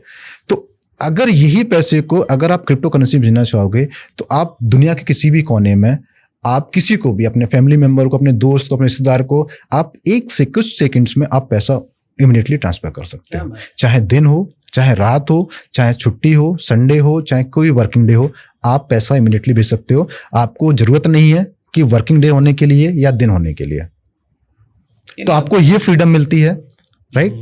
प्लस दूसरा, वो जो करेंसी है वो आप अपने पास होल्ड करते हो। आज पैसा आई ना, आपके पास होल्ड नहीं, आपको पैसे चाहिए तो आपको एटीएम जाना पड़ेगा, पैसा कैश आउट करना पड़ेगा, तो आप उसको यूज कर पाओगे। लेकिन जो क्रिप्टो करेंसी है वो आपके पास, आपके वॉलेट में होल्ड होती है, एक्चुअली होल्ड होती है, उसका कंट्रोल आपके हाथ में होता है। सपोज करो आपने किसी भी बैंक में आपका पैसा है और अगर कभी खुदा ना खास्ता कभी ऐसा सिचुएशन आती है कि बैंक में लॉस हो जाता है, व्हाटएवर जो भी रीजन है, ठीक है, तो वो पैसा आपका डूब गया यूजर का। लेकिन अगर वो कुछ पैसों की गारंटी लेते हैं, कुछ पैसों की लेते हैं, बट फिर भी 1% आपका लॉस होता है, राइट। वो पैसा तो आपका था, आपने मेहनत से कमाया, लेकिन किसी और की गलती की वजह से, किसी और के फेलियर की वजह से आपका पैसा क्यों डूबे। तो वो करेंसी, अगर आप क्रिप्टो करेंसी में आपका पैसा होता है तो वो आपके खुद के वॉलेट में रहता है, उसका पूरा कंट्रोल आपके पास होता है करेंसी का। जब तक आप उसको लूज नहीं करते हो तब तक वो लूज नहीं होगा। तो यहाँ पे डेटा हो या करेंसी हो, पूरी दुनिया इन दोनों पे चल रही है, तो इन दोनों का पूरा कंट्रोल आपके पास रहता है अगर आप डिसेंट्रलाइज वर्ल्ड में काम कर रहे हो। तो इसीलिए ये इंटरनेट में, आप बोलते हैं ना इंटरनेट का नया वर्जन आया वेब 3.0, तो ये बेसिकली इंटरनेट की दुनिया में डेमोक्रेसी लेके आ रहा है वेब 3.0। दैट्स ग्रेट, इंटरनेट की दुनिया की डेमोक्रेसी, राइट। ये बड़ी बात है कि जो देश है वहां तो आ गई डेमोक्रेसी, लेकिन अभी भी इंटरनेट में वो राजतंत्र ही चल रहा है, वहां डेमोक्रेसी नहीं पहुंची है, राइट। तो ये डिसेंट्रलाइजेशन का यही मतलब है कि आपका डाटा, आपका पैसा, इसका सारा कंट्रोल आपके पास होगा, आपके पास, ये किसी और के पास नहीं है। अच्छा, भारत में ये जो क्रिप्टो करेंसी है, एक कंफ्यूजन होता है लोगों को, बहुत सारे लोग अभी यहाँ देख रहे हैं कि ये लीगल है या इलीगल है, और किन देशों में ये लीगल है ये भी बताइए, कि क्या कुछ ऐसे देश हैं जहां ये लीगल है। ठीक है, सबसे बड़ा, चलो हम इंडिया की बात करते हैं। इंडिया में 2020 से पहले एक हाई कोर्ट ने अनाउंस किया था कि इंडिया में क्रिप्टो करेंसी लीगली उसमें कोई ट्रांजैक्शंस नहीं कर सकता है। उन्होंने एक बैन लगाया था इंडिया में, हाई कोर्ट का बैन लगाया था। बट 2020 में हाई कोर्ट ने खुद ये बैन को हटाया था कि नहीं, बैन हटा दिया था कि नहीं, इंडिया में क्रिप्टो करेंसी का लेन देन लीगल है, आप इसको कर सकते हो। इसके बाद फिर इंडियन गवर्नमेंट ने कुछ कंप्लायंस और रूल्स लेके आए, ठीक है, कुछ यूनिट बनाई है जिससे हम बोलते हैं FIU यूनिट, और कुछ टैक्सेशन के लॉ भी लेके आए। अच्छा, ठीक है। अगर इंडिया में कोई भी, अगर हम दोनों तरीके से बात करते हैं, अगर कोई बिजनेस है, कोई कंपनी है जो क्रिप्टो में बिजनेस करना चाहती है, ठीक है, तो उसके लिए आपको एक लाइसेंस की रिक्वायरमेंट होती है FIU, ठीक है। आप ये लाइसेंस ले सकते हैं? हाँ, ये लाइसेंस आप ले सकते हो, ठीक है। आपको इंडियन गवर्नमेंट आपको असाइन करती है। जब ये लाइसेंस आपको मिल जाता है, आप इंडिया में क्रिप्टो करेंसी के लेन देन का बिजनेस आप कर सकते हो। अब जितने भी इंडिया में जो रजिस्टर्ड एक्सचेंज है, अगर इनको ऑपरेट करना है तो उनको FIU रजिस्टर्ड होना होगा, तभी वो उसको ऑपरेट कर सकते हैं। इसका मतलब है कि वो लीगल है, क्योंकि इतने सारे एक्सचेंज लीगली काम कर रहे हैं, इतने सारे यूजर उन पर रजिस्टर्ड हैं, इसका मतलब ये है। और प्लस उन्होंने टैक्सेशन लगाया हुआ है। आप जो 30% टैक्स पे करते हो, अभी भी 30% है वो, अभी भी 30% है। अच्छा। तो अगर गवर्नमेंट किसी चीज पे टैक्स लगा रही है, इट मीन्स कि वो लीगल है। कभी इलीगल चीज पे कोई टैक्स लगता है क्या? नहीं, कभी नहीं। नहीं लगता है। इसका मतलब है ये लीगल है इंडिया में, चाहे एज ए बिजनेस ओनर या एज ए यूजर। अगर एज ए यूजर आप क्रिप्टो को बाय करते हो, आप बिल्कुल कर सकते हो। आप किसी भी इंडियन एक्सचेंज पे जाके या किसी भी एक्सचेंज पे जाके अपनी केवाईसी करके आप उसको क्रिप्टो को बाय कर सकते हो और होल्ड कर सकते हो। आपको बाय करने पर, होल्ड करने पर कोई भी टैक्स आपको पे नहीं करना है। बाइंग और होल्ड पे नहीं करना। आपको जब कोई आप भी sell आपको करेंगे, टैक्स पे, हाँ, आपको कोई टैक्स और पे मान नहीं लीजिए करना सेल है। पे मुझे घाटा हो गया, फिर आपको घाटा, आप जब सेल करते हो, ₹5 लगाए, आप जब उसी क्रिप्टो को अगर आप सेल करने जाते हो तो सेल करने में आपको 1% का टैक्स लगता है, जिसको मात्र? TDS बोलते हैं, मात्र सेल तो ये करने पे। 30% का कहाँ लगता है? ये 30% कब आया? आप सपोज करो आपने 1 लाख रुपए का क्रिप्टो कॉइन खरीदा, ठीक है। ठीक है, हाँ, आपने होल्ड कर लिया, तब तो हाँ। आपको कोई टैक्स नहीं देना है। ओके। आप सपोज करो आपने उस कॉइन की वैल्यूएशन हो गई 5 लाख या 10 लाख कुछ सालों 1 से बाद, 10 हो गई, कुछ ठीक, सालों हाँ। बाद। अब आपको लग रहा है कि नहीं यार, मुझे अब ये क्रिप्टो करेंसी को सेल कर देना है, मुझे 10 लाख रुपए मेरे 10 लाख अकाउंट रुपए हो में गए, हाँ, मुझे निकाल चाहिए। लेना है, हाँ। तो जब आप उसको सेल करने जाओगे, अब आपको जो 1 लाख के ऊपर जो भी प्रॉफिट हुआ, जो भी गेन हुआ, कैपिटल गेन हुआ, 9 लाख, ठीक है, 9 लाख का, ठीक है। अब वो 9 लाख पे आपको 30% का टैक्स आपको पे करना होगा गवर्नमेंट को। और उस 1 लाख पे जो प्रिंसिपल अमाउंट नहीं, उस पे नहीं करना है, आपको 9 लाख पे करना है, प्रॉफिट पे करना है। प्रॉफिट पे फिर करना तो है। क्या दिक्कत है, फिर तो Right. ठीक है, मुझे Right. लगता है। हाँ, अगर प्रॉफिट पे गवर्नमेंट, हाँ, लेकिन है तो ज्यादा, फिर भी आप हाँ। 30% बहुत हाँ, ज्यादा है। बिल्कुल, मेरी नजर में बिल्कुल ज्यादा है ये। हाँ। ये इसको कम होना कितना चाहिए। होना चाहिए लगभग, आपको लगता है कि ये इतना होना चाहिए था? देखिए, मैं मानता हूं कि ये 10 से 15% होना चाहिए, इससे 10 ज्यादा to 15 मैक्सिमम। मैक्सिमम होना चाहिए, इससे ज्यादा नहीं होना चाहिए, क्योंकि 3 गुना ज्यादा है, मतलब 3 गुना कर दिया गया है 3 टैक्स। गुना कर दिया गया है। ये मुझे ऐसा लग रहा है कि ये आने वाले समय में बहुत जल्दी ये रिवाइज होगा, और ये इसलिए किया गया था क्योंकि इंडिया के पास इतनी जल्दी, क्योंकि ये क्या ना, जब फाइनेंशियल पूरा इंडस्ट्री को चेंज करने वाला है क्रिप्टो करेंसी, ठीक है, और इंडिया एक गवर्नमेंट बहुत, इतना डरती क्यों है, मुझे ये बताइए। हाँ। इंडिया एक बहुत बड़ी कंट्री है, मतलब 150 करोड़ का इंडिया में फाइनेंशियल सेक्टर में कोई भी चेंज लाना, कोई परिवर्तन लाना इतना is not a easy task. ये बहुत बड़ा टास्क है, तो उसके लिए उनको समय चाहिए। अब वो समय लेने, बाय करने के लिए उन्होंने एक सर्टेन टैक्स लगा दिया, जिससे लोगों के अंदर डर हो जाए, जो पैसा लोगों का बाहर जा रहा था, जो करेंसी इंडिया का पैसा जो बाहर जा रहा था वो बचे। इसलिए उन्होंने एक टैक्सेशन लगा दिया कि लोगों के अंदर डर रहे, कि लोग उसकी वजह से कम ट्रांजैक्शंस करें, कम ऑपरेट करें, तब तक कंट्रोल रहे। मुझे ऐसा लग रहा है कि इंडियन गवर्नमेंट इस पे पीछे काम कर रही है, और बहुत जल्दी आने वाले समय में ये टैक्सेशन रिवाइज होगा। अब सवाल ये उठता है कि जैसे कुछ कंट्रीज हैं, आप एग्जांपल बताइए जहां ये लीगल है। मुझे लगता है कि यूएई में है, यूएई में लीगल मलेशिया है, में। दुबई में लीगल है। अभी करंट एग्जांपल करंट में बात करूं तो यूएस में, यूएस जो पूरे वर्ल्ड को लीड करता है, यूएस जैसी कंट्री, अमेरिका कंट्री, वहां पे अभी ट्रम्प के आने के बाद, जो आने के बाद ट्रम्प ने क्लियरली स्टेटमेंट दिया है कि वो मतलब अमेरिका को capital of crypto capital of Yes. बनाना चाहते हैं, वर्ल्ड बनाना चाहते हैं, और उन्होंने क्रिप्टो को लेके काफी काम कर रहे हैं। कई सारी वहां की के साथ मिलके भी इस पे काम हो रहा है। काम कर रहे हैं। अब देखो, सबसे जो मेजर कंपनीज हैं जिन्होंने क्रिप्टो पे सबसे ज्यादा बाइंग की है, होल्डिंग की है, वो यूएस की है। माइक्रो स्टडीज देख लो आप, ब्लैक रॉक देख लो, कई सारे फाइनेंशियल बड़ी बड़ी इंस्टीट्यूट हैं जो कहीं ना कहीं यूएसए से बिलोंग करते हैं, और जो क्रिप्टो में एक बड़ी होल्डिंग लेके बैठे हैं। अगर आपको डेटा की बात करूं तो सबसे ज्यादा होल्डिंग आज बिटकॉइन की यूएस के पास है। 1 लाख बिटकॉइन को होल्ड करता है यूएस, और ट्रम्प का ये विजन है कि वो कुछ सालों में 2030 तक वो चाहते हैं कि 1 मिलियन बिटकॉइन को होल्ड करें। My God. क्योंकि तो मुझे एक बात बताइए, जैसे अब कुछ कंट्रीज हो गई, यूएस और भी मलेशिया, यूएई हो गए, और भी बहुत जगह जहां लोग इस तरीके से देख रहे हैं और एक्सेप्ट कर रहे हैं, बल्कि एक अपना विजन क्रिएट कर रहे हैं कि मुझे 2030 तक ऐसा कर देना है। वहीं इंडिया के अंदर ऐसा डर क्यों है? आरबीआई को बार बार डर लगते रहता है, लाइक एक फियर क्यों है क्रिप्टो को लेके? क्या ऐसा क्या फियर है? इसका क्या कोई कारण है? अभी तक यहाँ वैसा एक्सेप्टेंस तो मुझे लगता है कि नहीं है अभी भी। देखिए, सबसे बड़ा जो मुझे समझ में आता है, 2 मेजर रीजन है जिसकी वजह से। एक तो क्या है ना, कि बाहर की जो कंट्रीज हैं, यूएसए, दुबई, थोड़ा सा एजुकेटेड लोग हैं, समझदार लोग हैं, चीज़ों को समझ के यूज़ करने वाले लोग हैं। इंडिया में क्या होता है ना, एक तो पॉपुलेशन बहुत ज़्यादा है, इतनी जल्दी चीज़ों को एजुकेट करना, समझाना इतना ईजी नहीं है, उसमें टाइम लगता है, ठीक है। और उस चीज़ का फ़ायदा उठाते हैं कुछ स्कैमर, उसका मिसयूज करते हैं, ठीक है, क्योंकि लोगों का इसका डर है, इसका डर है कि वो पैसा कहीं ना कहीं चला ना जाए, टेररिज्म में यूज ना हो पाए, क्योंकि इंडिया की पॉपुलेशन बहुत ज्यादा है, आप इतनी जल्दी कंट्रोल नहीं कर सकते उसको, ठीक है, आपके पास एक लिमिटेड नंबर हो, आप उसको इजीली कंट्रोल कर सकते हो, बट आपके पास एक नंबर बहुत बड़ा 150 करोड़ है। यूएस जैसी मतलब अमेरिका जैसा देश जब क्रिप्टो को इस तरीके से देखता है, तो आप क्रिप्टो का फ्यूचर कहाँ देख रहे हैं? आने वाले 5-10 साल में क्रिप्टो आपको कहाँ दिख रहा है? जब इस प्रकार से डोनाल्ड ट्रंप इतने एग्रेसिव हैं, इतने पॉजिटिवली एग्रेसिव कहा जाएगा इसको, तो क्या फ्यूचर दिख रहा है? देखिए क्रिप्टो, और इंडिया में भी इसका क्या फ्यूचर दिख रहा है आपको 5 से 10 साल? क्रिप्टो डिजिटल गोल्ड है। डिजिटल गोल्ड है। जैसे पहले किसी भी कंट्री का रिजर्व जो गोल्ड के रूप में होता है ना, जो जितने ज्यादा गोल्ड को रिजर्व करता है वो लीड करता है चीजों को। आने वाले समय में जो जितना ज्यादा बिटकॉइन को रिजर्व करेगा वो लीड करेगा। तो हर एक कंट्री कोशिश में है कि वो ज्यादा से ज्यादा बिटकॉइन को एक्युमुलेट करे। आप बिलीव नहीं होगा, भूटान जैसी country 4th number of country में आती है जो सबसे ज्यादा बिटकॉइन रिजर्व। भूटान बड़ा शॉकिंग है, राइट।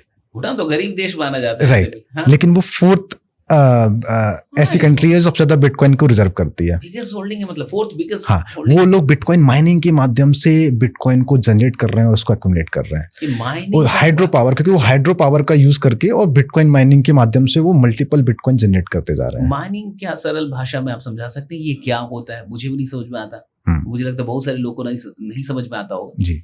कई बार मैंने पढ़ा, कोशिश की, थोड़ा बहुत मुझे समझ है, लेकिन सरल भाषा में माइनिंग क्या है?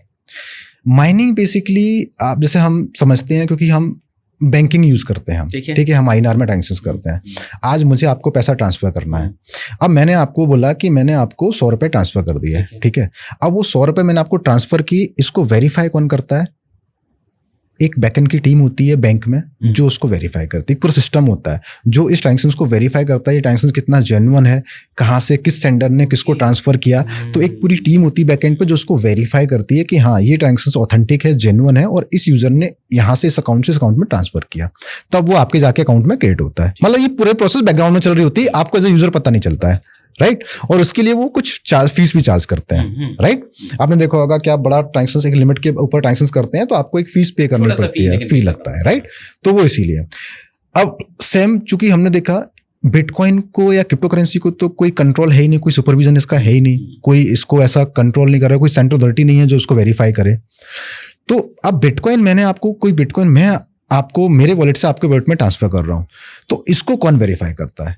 इसको वेरीफाई करने के लिए जो इस बिटकॉइन के ऑपरेटर हैं, जो इस बिटकॉइन के यूजर, हम एज ए यूजर समझ लेते हैं कि वो एज ए उसको माइनर बोला जाता है, ये उस ट्रांजेक्शंस को वेरीफाई करने का काम करते हैं कि ये जो ट्रांजेक्शंस है वो लीजिट ट्रांजेक्शंस है, किसने किसको कितना ट्रांसफर किया, वो सारे डेटा को वेरीफाई करते हैं। और जब ये मल्टीपल लोगों का कंफर्मेशन मिल जाता है तब वो ट्रांजेक्शंस मेरे अकाउंट से आपके वॉलेट में ट्रांसफर होता है। तो ये जो वेरिफिकेशन की प्रोसेस है इसको माइनिंग बोला जाता है। और माइनिंग करने का एडवांटेज ये मिलता है कि अगर आप माइन करते हो तो आपको जो भी बीच का ट्रांजेक्शन फीस लग रही है वो फीस उनको डिस्ट्रीब्यूट किया जाता है एज ए रिवॉर्ड। भूटान के पास मतलब इतनी बड़ी होल्डिंग हो गई, राइट। क्या बात है। क्योंकि भूटान के पास हाइड्रो पावर का यूज करके, क्योंकि जब आप बिटकॉइन माइनिंग करते हो तो आपको एक कंप्यूटेशनल पावर लगाना पड़ता है, तो कंप्यूटेशनल पावर के लिए आपको इलेक्ट्रिसिटी कंजम्पशन होता है, ठीक है, वो आपको कॉस्ट पड़ता है। तो हाइड्रो पावर है तो उसका यूज करके वो कम कॉस्ट में और एक बड़ी मात्रा में माइनिंग करके बिटकॉइन जनरेट कर रहे हैं और एक बड़ी होल्डिंग स्टोर कर रहे हैं। और देखना आने वाले समय में सबसे ज्यादा कंट्री वही लीड करेगा जो बिटकॉइन सबसे ज्यादा होल्ड करेगा।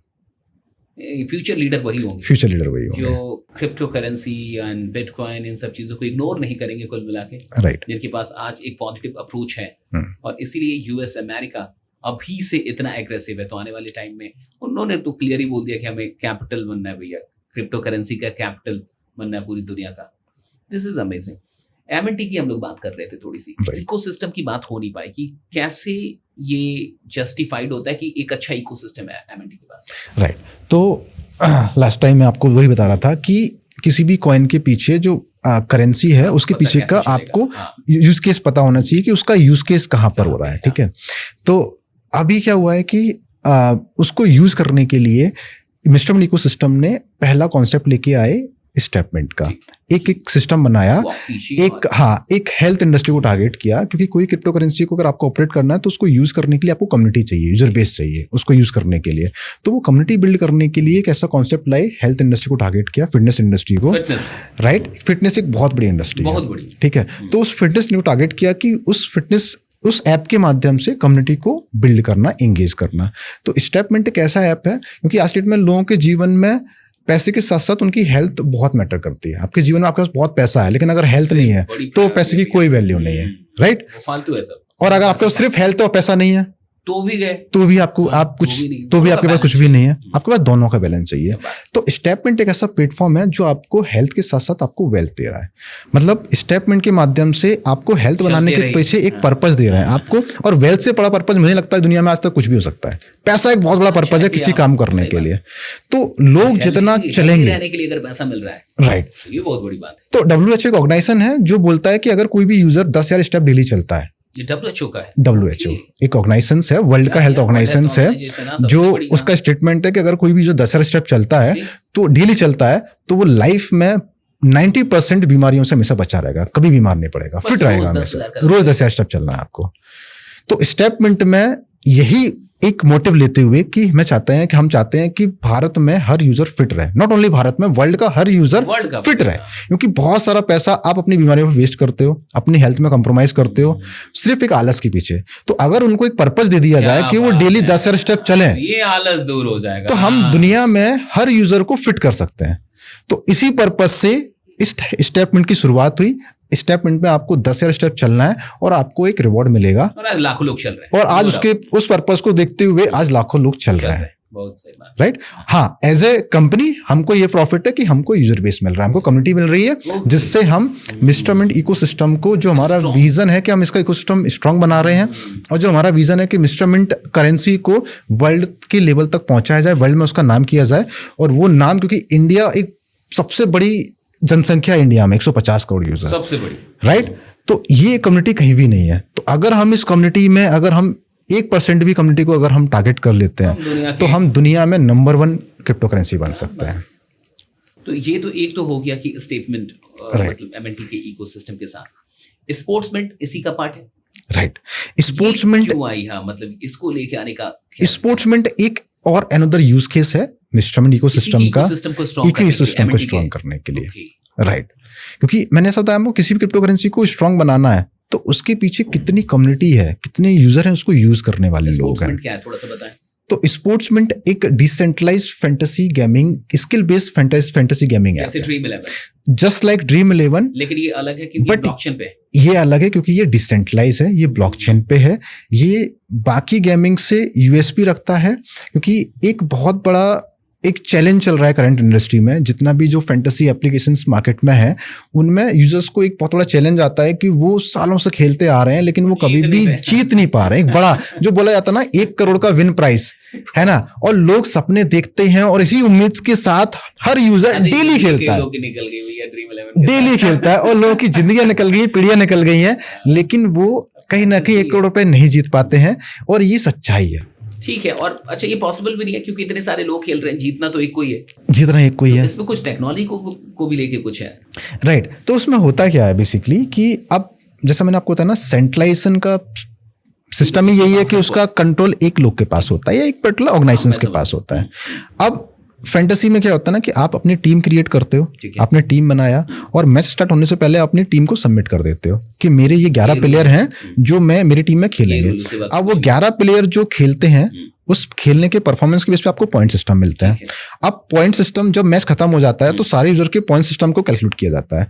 अब जो नंबर जिसके सबसे हाईएस्ट पॉइंट होते हैं वो नंबर 1 पे आता है लीडर बोर्ड में, और उसको सबसे बड़ा प्राइज होता है 1 करोड़ का, वो नंबर 1 को दिया जाता है, और उस फिर देन सेकंड नंबर को, देन थर्ड पर, इससे वो डिस्ट्रीब्यूट किया जाता है उसको। ठीक है, अब यूजर इसी उम्मीद से खेलता है, अपनी टीम बनाता है कि मैं इस बार मेरा जो रैंकिंग में नंबर 1 आऊंगा, मैं 1 करोड़ रुपए जीतूंगा, और वो इस उम्मीद से खेलता है। लेकिन बैकग्राउंड में होता है कि आप समझना कितना बड़ा मैनिपुलेशन होता है कि बैकग्राउंड में जो ओरिजिनल यूजर के साथ साथ उस पर्टिकुलर ऐप के बॉट यूजर भी होते हैं जो टीम बना के उतारे जाते हैं सेंट्रलाइज तरीके से, जिसमें ये होता है, और ये करंटली हो रहा है। ठीक है, उसमें क्या होता है ना, अब जो यूजर है वो तो मैच स्टार्ट होने के बाद अपनी टीम के प्लेयर को चेंज नहीं कर सकता है, लेकिन जो बॉट यूजर होता है, क्योंकि उनके पास सेंट्रलाइज कंट्रोल है उस सिस्टम का, तो वो बॉट यूजर के जो प्लेयर हैं वो रन टाइम पे based on the player performance वो चेंज कर सकते हैं। अब सपोज करो विराट कोहली ने 70 ठोक दिया, तो उन्होंने क्या करा कि बॉट यूजर का विराट कोहली को कैप्टन बना दिया, क्योंकि कैप्टन के 2x पॉइंट मिलते हैं। तो वो बाकी यूजर से आगे निकल गया।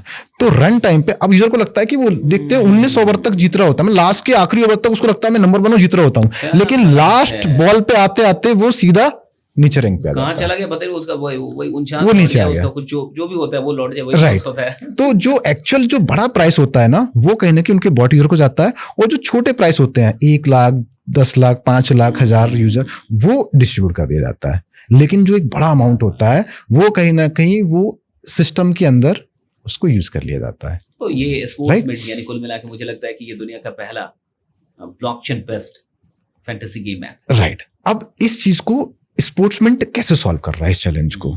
ठीक है, हमने आइडेंटिफाई किया कि इस इंडस्ट्री की बहुत बड़ी प्रॉब्लम है। ठीक है, कैसे सॉल्व कर रहे हैं? और हर एक प्रॉब्लम को टेक्नोलॉजी के माध्यम से सॉल्व कर सकते हो आप। राइट।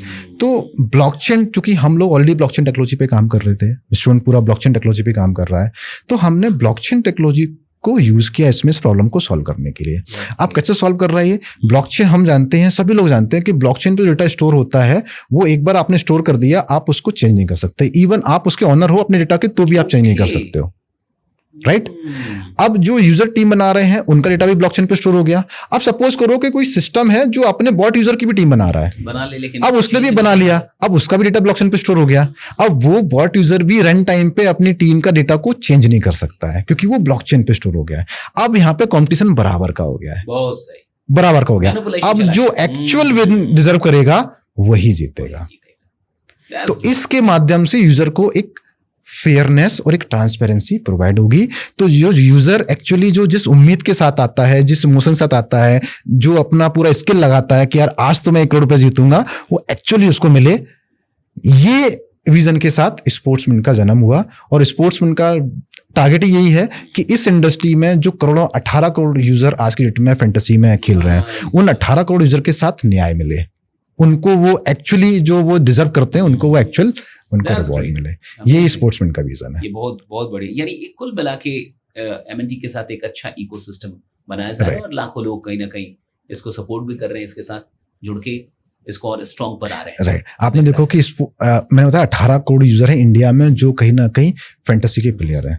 अब एक बहुत बड़ा मार्केट साइज है। अब स्पोर्ट्समैन के माध्यम से जब यूजर बेस बढ़ेगा तो उसमें एमएनटी का ट्रांजैक्शंस वॉल्यूम बढ़ेगा, तो एमएनटी की प्राइस की ग्रोथ उसके अकॉर्डिंग बहुत ज्यादा बढ़ेगी। ये फ्यूचर विजन, क्योंकि कोई भी क्रिप्टो करेंसी जब ग्रो करती है ना, तो वो एक सिस्टमेटिक करती है। जितनी बड़ी कम्युनिटी, जितने बड़े उसके यूज केस के माध्यम से उसकी यूटिलिटी होगी, तभी वो क्रिप्टो करेंसी ग्रो करेगी। तो मिस्टर मिंट का विजन यही है कि लॉन्ग टर्म वे में कि जितना ज्यादा मार्केट वॉल कैप बढ़ाया जाए, जितनी कम्युनिटी बढ़ाई जाए, उसके अकॉर्डिंग मिस्टर मिंट की वैल्यूएशन और प्राइस को ग्रोथ मिले। बहुत बहुत अद्भुत तरीके से आपने इन सारी चीजों को समझाया, चाहे वो ब्लॉकचेन हो, चाहे वो, मुझे बड़ा अच्छा लगा वो सेंट्रलाइज्ड एंड डिसेंट्रलाइज्ड, हाँ, राजतंत्र एंड डेमोक्रेसी से वो पूरा क्लियर हो गया। भारत में भी जो चीजें आपने बताई कि आने वाले टाइम में मतलब चीजें फिर से रिवाइज होंगी, ये 30% भी घट के आएगा। और जिस तरीके से अमेरिका इतना एग्रेसिव है, क्यों है वो भी समझ में आया कि जिसके पास जितना अधिक बिटकॉइन होगा वो कल का फ्यूचर लीडर वो होगा, वो दुनिया को कहीं ना कहीं लीड कर रहा होगा। Right. और भूटान ने चौंका दिया, वो बड़ी अद्भुत मतलब शॉकिंग वाली बात है, सरप्राइजिंग बात है कि भूटान के पास वो चौथी बड़ी होल्डिंग लेके बैठा हुआ है। तो लास्ट में मैं चाहता हूं कि आप दर्शकों को ये बताइए कि क्रिप्टो का ये जो फियर है, एक डाउट है, उससे हटके रियल क्रिप्टो तक लोग कैसे पहुंचे?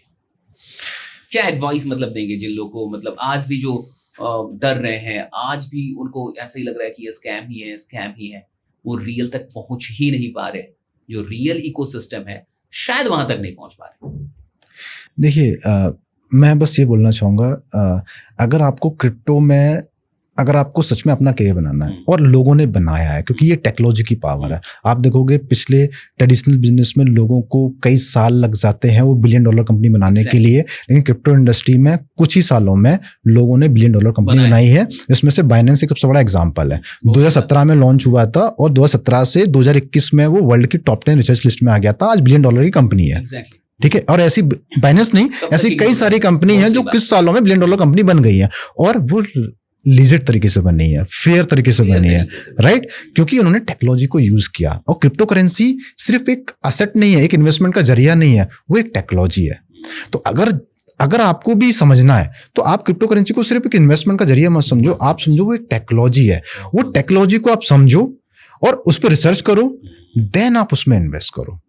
अब देखिए आप कि रियल में जियो जैसे लोग, राइट जियो ने भी जियो कॉइन लॉन्च कर दिया। आपसे भी हमारी बात हो रही थी पॉडकास्ट से पहले, तो आपने बताया कि नहीं जियो कॉइन लॉन्च हो चुका है एक तरीके से, मतलब वो कहीं और उसके अपने साइट पे आप टाटा का भी कुछ नियो कॉइन करके, तो इतने बड़े बड़े प्लेयर तो उतर ही रहे हैं ऑफ कोर्स, क्योंकि देखो कॉइन में। हाँ, मतलब सबको पता है क्रिप्टो फ्यूचर बोलते है, हैं इसको एक तरीके से, तो वो तो लेके आ रहे हैं सब लोग। राइट सबको पता है फ्यूचर है, आजकल हर कोई समझ रहा है। मतलब जो बड़े बड़े महारथी हाँ। जो पहले क्रिप्टो को लेके अगेंस्ट में बात करते थे, ठीक है मैं नाम नहीं लूंगा, हाँ। बट क्रिप्टो के अगेंस्ट में बात करते थे, ये सब स्कैम है, फ्रॉड है, इसका कोई फ्यूचर नहीं है, सब जीरो है, हवा है। आज वही लोग क्रिप्टो में काम कर रहे हैं, क्रिप्टो में सबसे बड़ा इन्वेस्टमेंट उन्हीं का है, ठीक है।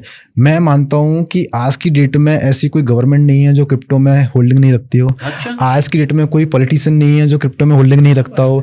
आज की डेट में कोई बड़ा सेलिब्रिटी नहीं है जो क्रिप्टो में होल्डिंग नहीं रखता हो।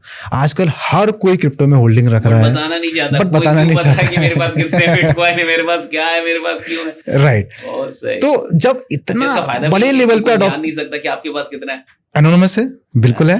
तो इतने बड़े मात्रा में गवर्नमेंट लेवल पे इतना काम हो रहा है, जिसमें से ऑफकोर्स इंडिया इस टेक्नोलॉजी को मानते। आपने बोला ना कि इंडियन गवर्नमेंट डर रही है, नहीं डर रही है। इंडियन गवर्नमेंट एक्चुअल टेक्नोलॉजी को यूज कर रही है। आप देखो इंडियन गवर्नमेंट ने ब्लॉकचेन टेक्नोलॉजी बेस्ड अपना खुद का डिजिटल ई-रुपया लेके आए, ई-रुपया लेके आए और लॉन्च हो चुका है जो, और कई सारे बैंकिंग में आपको वो अवेलेबल भी है। लॉन्च हो चुका है, बिल्कुल लॉन्च हो चुका है, और कई सारे बैंकिंग्स में वो अवेलेबल भी है। उसकी एप्लीकेशन से अगर आप उसको इंस्टॉल करते हो ई-रुपये, तो आपको जितने भी रुपए आप वहाँ पे डिपॉजिट करते हो उतने ई-रुपये आपको मिल जाते हैं, और वो ई-रुपये आपके वॉलेट में रहते हैं।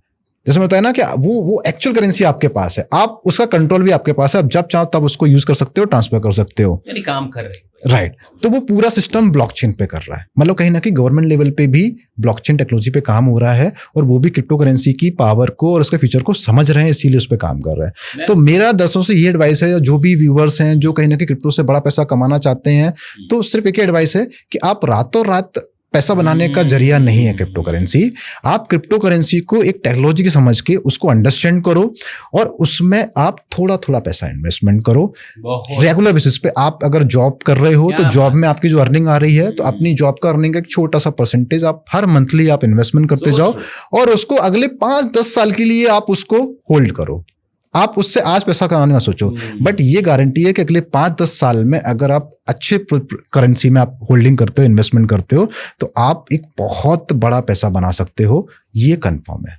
That's great, so amazing. और मुझे लगता है कि ये पॉडकास्ट जो भी लोग देख रहे हैं, उनका क्रिप्टो को लेके, ब्लॉकचेन को लेके जो कंफ्यूजन है वो क्लियर हुआ होगा, और स्कैम ये सारी चीज़ें क्यों हुई, कैसे हुई, क्यों होती हैं, इस पर भी हम लोगों ने बात की। ये बड़ी अच्छी बात आपने अभी अंत में बताई कि ये रातों रात कोई सट्टा नहीं है, कि आप बस इसको सट्टे की तरह मत देखो, निवेश की भी तरह ये टेक्नोलॉजी है। टेक्नोलॉजी को समझने की कोशिश कीजिए, और सही टेक्नोलॉजी और सही सिस्टम के साथ, यानी 5 साल 10 साल होल्ड कीजिए, तब जाके चीजें आएंगी। पेशेंस का काम है, ये कोई सट्टा नहीं है। यानी कुल मिला के बहुत अच्छा लगा आप आए इस पॉडकास्ट पे। Thank you so much, and thank you so much everyone. अगर अभी तक आप इस पॉडकास्ट को देख लिया आपने, तो इसे जरूर और भी लोगों तक पहुंचाइए, ताकि लोगों का डाउट क्लियर हो। और अमेरिका क्यों बनेगा, भारत भी बन सकता है। सबसे बड़ी आबादी इस देश के पास है, और अच्छी टेक्नोलॉजी, अच्छी चीजें अगर प्रमोट होंगी, तो मुझे लगता है कि ये देश और आगे जाएगा। मैं इसी बात पे एक लास्ट लाइन ऐड करना चाहूंगा। जनरली आपने बोला ना कि अमेरिका ही क्यों, इंडिया क्यों नहीं, तो मैं आपको बताना चाहूंगा, अभी ट्रेडिशनल बिजनेस में आप देखोगे कि बाहर की कंपनी ही लीड करती आई है, चाहे वो फेसबुक हो, अमेजन हो, इन्होंने इंडस्ट्री में लीड किया, अमेरिका लीड करता है। लेकिन अब जो नई टेक्नोलॉजी, वो तो आगे निकल गए हैं, लेकिन अब जो नई टेक्नोलॉजी आई है, हम चाहते हैं कि इंडिया इसको लीड करे, राइट। इसीलिए इसी विजन के साथ मिस्टर मिंट की शुरुआत हुई।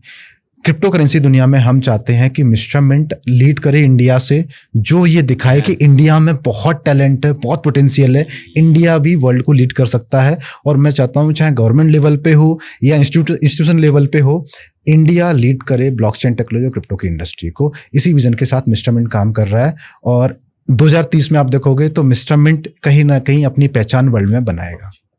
That's great. और बिल्कुल मुझे भी पूरा विश्वास है जिस तरीके से आप लोग काम कर रहे हैं, और जो इकोसिस्टम की बात हो रही है, जो उस तरीके से क्रिएट करना, उस और चूंकि एक्सपर्टीज है, एक अच्छा इंटेंशन है और नॉलेज, दोनों चीजें होनी चाहिए। मुझे लगता है बहुत अच्छा इंटेंशन है मेरा, लेकिन अगर मेरे पास नॉलेज नहीं है तो फिर फाइनली मैं फेल हो जाऊंगा। Right. और बहुत नॉलेज है मेरे पास लेकिन इंटेंशन नहीं है, तो मैं दूसरों को फेल कर दूंगा, राइट। मतलब स्कैमर बन जाऊंगा, कुछ ना कुछ गड़बड़ी करूंगा। तो ये दोनों चीजें मुझे इस पूरी टीम में आप सबके अंदर दिखती है कि एक अच्छा नॉलेज और पूरी इंटेंशन, एक बढ़िया इंटेंशन कि ये देश आगे जाए और ये भी ब्लॉकचेन में लीडर बने, ये भी क्रिप्टो में एक लीडर बने। बहुत बहुत शुक्रिया राहुल सर आपका यहाँ पे आने के लिए, थैंक यू सो मच। फिर से आपको बुलाएंगे और फिर से हम लोग क्रिप्टो और इन सारी चीजों की चर्चा आपके साथ करते रहेंगे। Thank you so much. Thank you sir.